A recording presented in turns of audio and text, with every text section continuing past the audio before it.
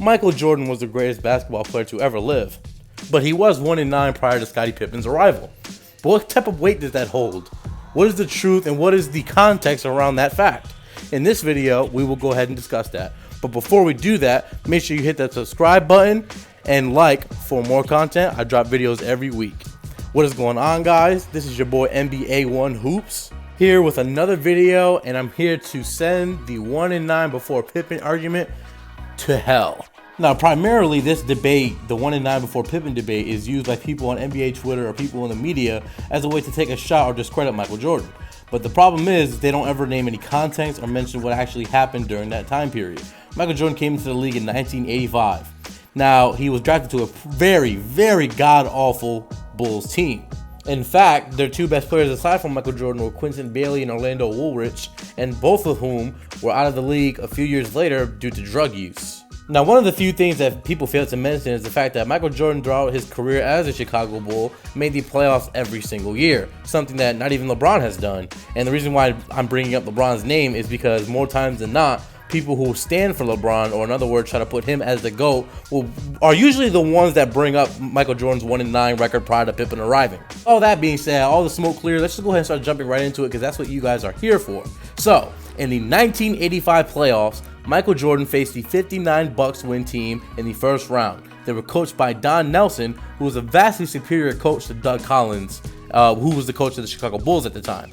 During that series, they were led by Sidney Moncrief in scoring and Terry Cummings in scoring, who averaged 26.5 points per game and 29.5 points per game respectively. Now, as you can see on the screen right there, since I'm such a good guy, you know, I already put it up there so you could just see it for yourself. Those were their scoring averages throughout that series. And back in the day, you know, around this time in the 80s, the first round was always a best of 5 series and not a best of 7 series. So if you won 3 games, you moved on. You advanced to the next round from the first round. So right off the gate, we can just see Michael Jordan was 3-1 in the playoffs before Pippen as of this point in his career. So as of the 1985 season. Now let's go ahead and move on to the second season. The second season was the 1985-1986 season, and that season was the season that Michael Jordan broke his foot, and he only played 18 games and only started 7 of them.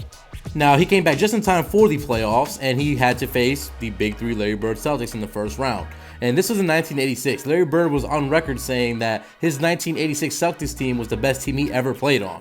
And as you can see, just look at his stats during that series. Bird himself averaged 28.3 and 8 rebounds and 8 assists. McHale averaged 28.3 points per game with 10 rebounds. Dennis Johnson averaged 19 with 6 assists. Danny Ainge was 17.7 points per game. And Parrish at 17 points per game and 9 rebounds per game. Now, Michael Jordan, according to most casual fans, haters of Michael Jordan, will tell you that Michael Jordan should have won that series by himself if he's truly the GOAT. Now, what people don't understand and when they take it out of context is the fact that Michael Jordan was simply just by himself. Larry Bird himself stated, he literally said that Michael Jordan he thought was Jesus in disguise. During that series, Michael Jordan dropped 63 points, which is the record for most points in a playoff game. And after that game, Larry Bird called him Jesus in disguise and said, look, it was just him out there. If he had a whole team around him, he probably could have won. Larry Bird himself said that. Now let's take a look at Michael Jordan's stats during that specific series. 1986, they were ungodly. They were unheard of. 43.7 points per game on 50% shooting, 6.3 rebounds per game, and 5.7 assists per game. Yeah, I would have thought he was Jesus too. I would have thought he came back as well. Now, with that all out of the way, the Bulls went on to lose that series in 3 games. They were swept. That leaves Michael Jordan with a 6-1 playoff record. But, as you can clearly see, there was no way he could have won.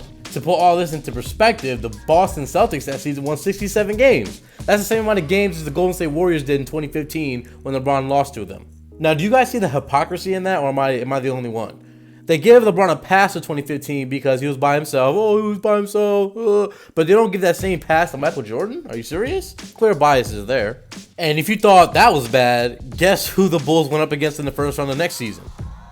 Did you guys guess the Boston Celtics again? Yeah, you was right. Now, if you would, just take a look at the screen. Bird during that series averaged 26 points per game, 10 rebounds per game, and 9 assists per game.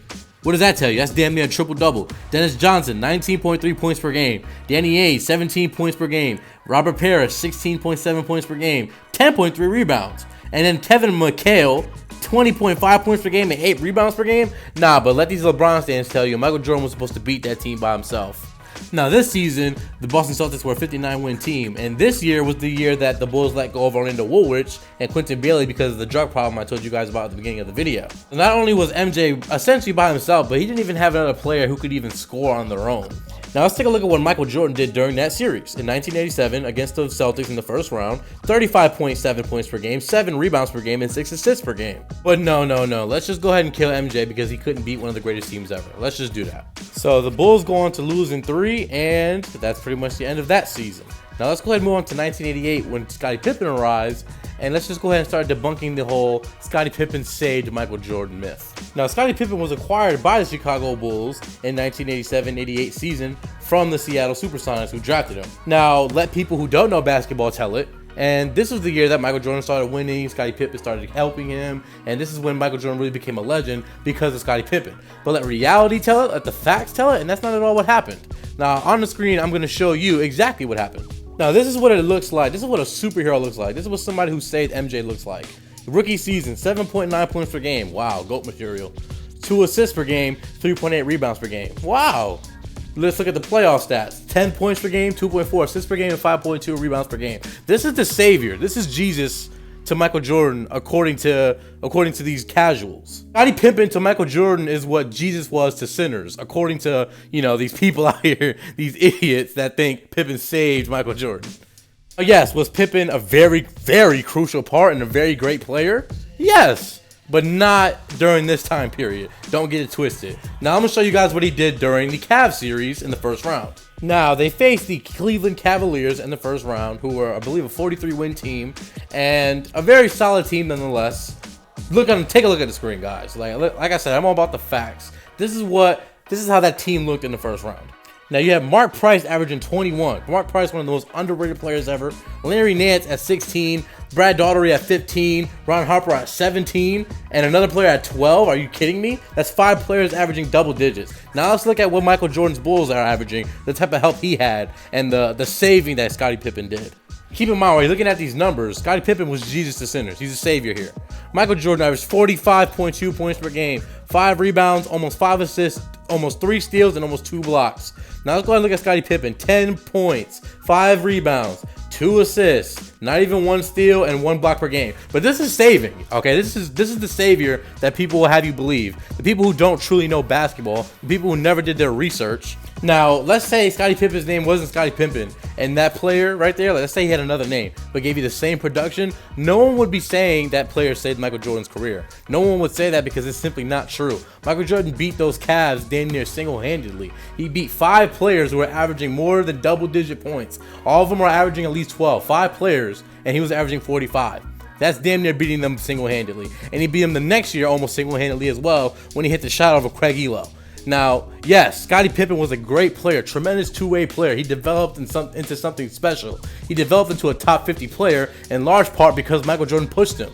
Okay, they pushed each other. Michael Jordan himself said in off seasons they used to train together. And that's pretty much all I wanted to get into with you guys today. Hopefully you learned something. Hopefully you understand that saying that Michael Jordan is 1-9 before Pippen is nonsense, as if some other player could have done what Michael Jordan did, as if some other player could have beaten those big 3 Larry Bird Celtics by themselves. It's just simply nonsense, and I hope I sent this debate to, this false narrative to hell. And with that being said, hit the subscribe button. Hope you liked it, and stay tuned for more videos. Thank you.